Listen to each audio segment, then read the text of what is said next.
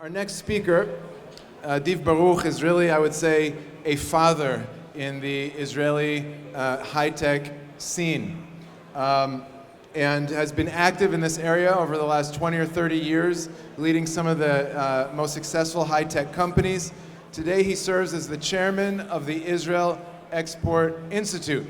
And the Israel Export Institute is one of our key partners at this event, and they're actually under the auspices of the Ministry of Economic Affairs, and they are tasked with creating more business for Israeli exports. So why don't we give a warm welcome to Adiv Baruch as he comes and shares a few words with us. My name is Adiv Baruch, and I think that part of my personal story is really the story of Israel. Because I was born in Israel, raised in the US, and at the age of 19, I decided to come back to Israel to serve as a lonely soldier and took a vow to raise my family in Israel. And doing so, thank you. Wait, do I control it now? Okay.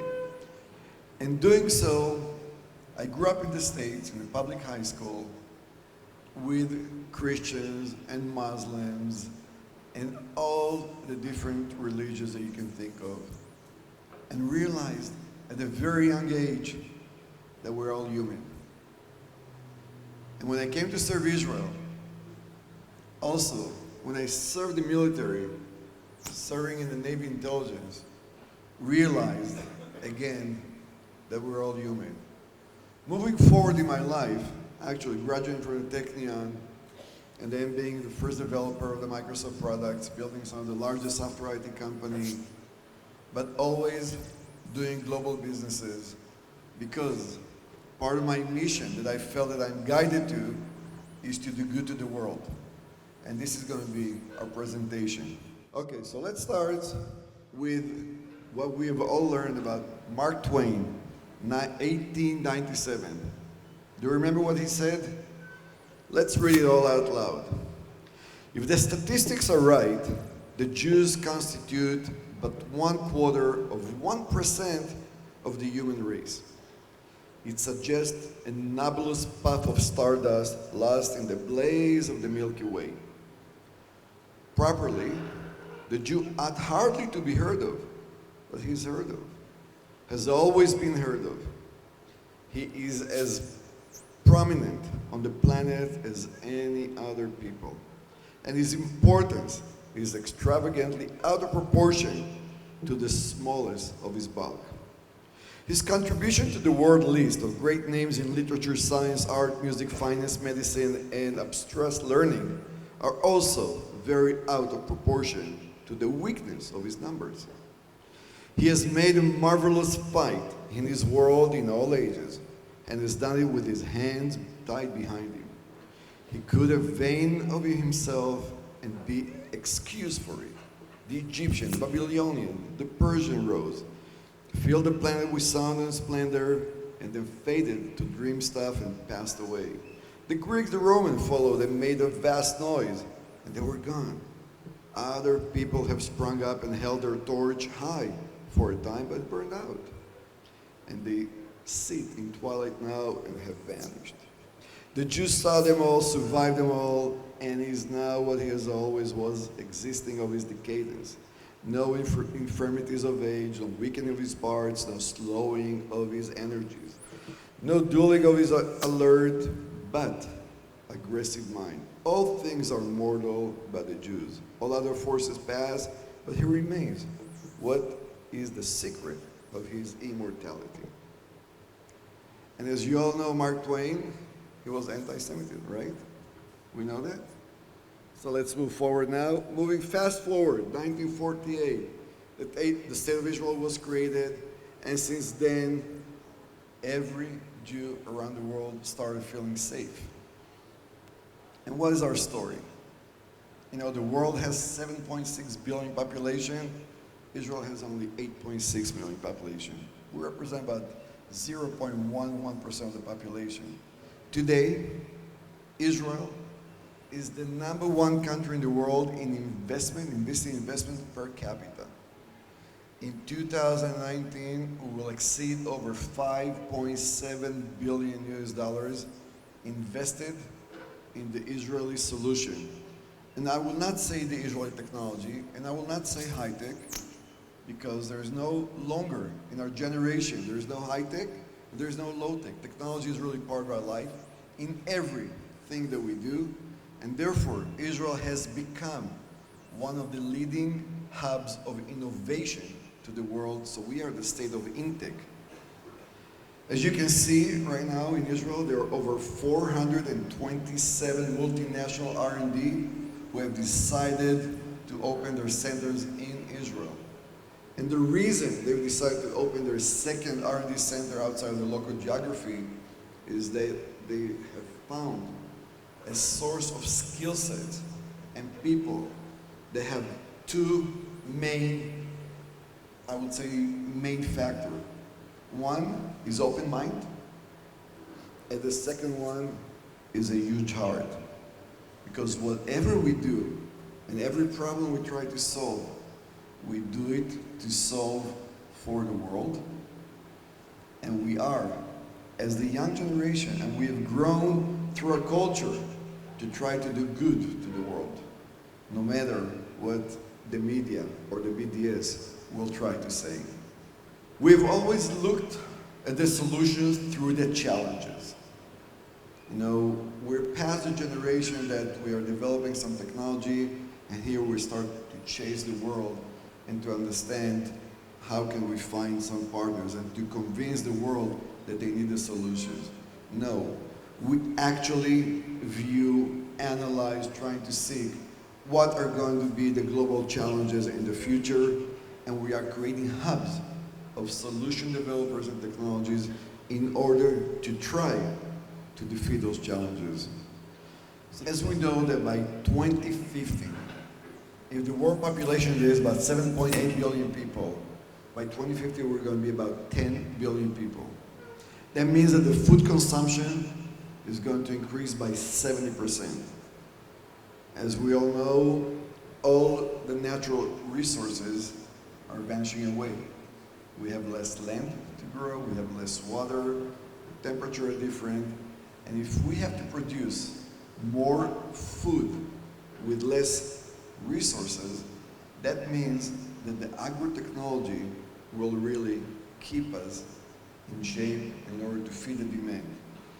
So Israel, the agro-technology sector in Israel today constitutes of over 500 companies that are in the field in anything you can only, in your wildest vision, think that we can do with agro-technology.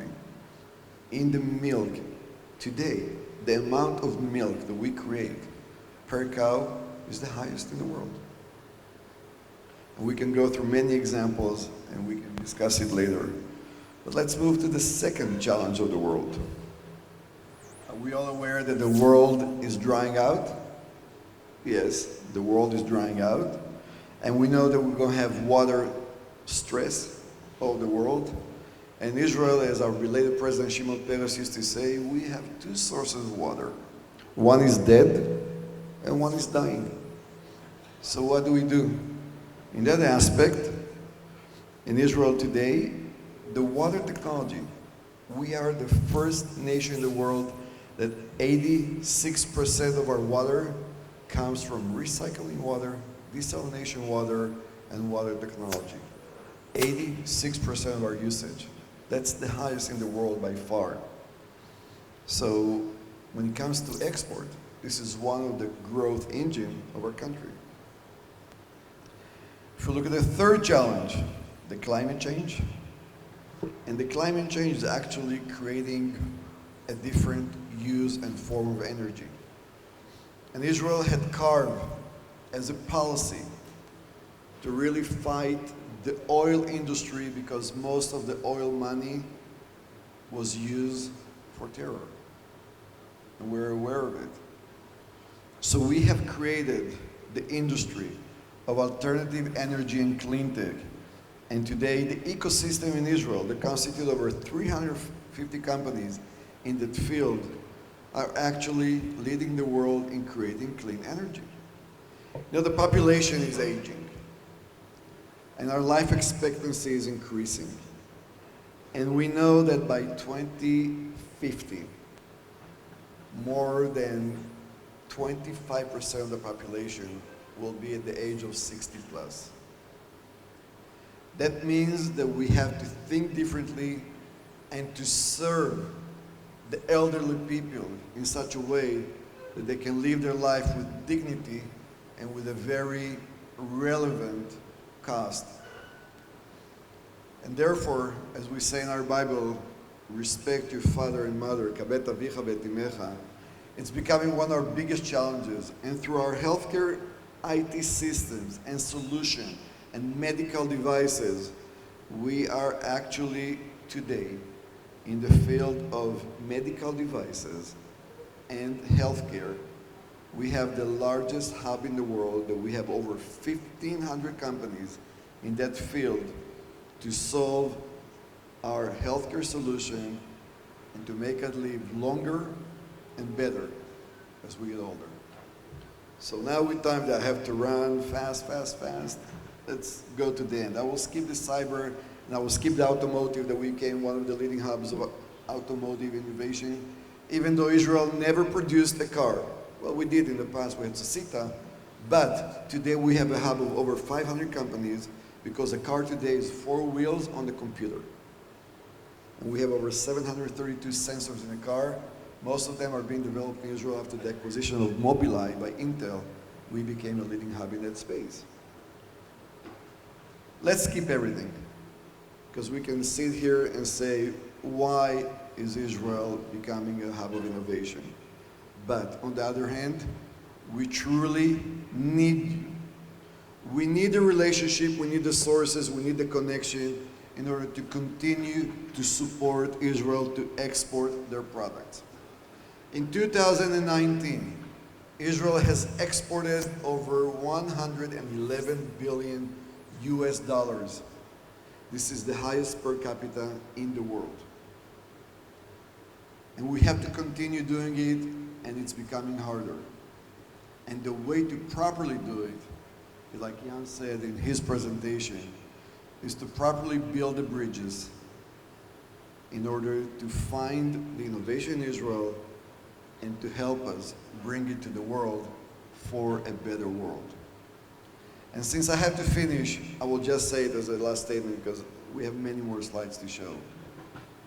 At the end of the day, I truly feel that we're all serving God, but we are soldiers of humanity. We are soldiers of humanity to create and to sustain a better world for all of us. So thank you for being here, and thank you for supporting Israel, and I'll be available for any question and discussion in order to continue building those bridges. And I really want to salute Kalev, his brother, and the team of Rise, that is doing an amazing work that is truly coming from the heart. And this is the major differentiation. We can have the greatest technology, and we know that every robot will replace every single position and work that has repetition. But one thing will never be able to be changed, and robots will never have it. It's the heart. And that's what we have, and this is the major differentiation, and let's all be united for a better world. Thank you for that.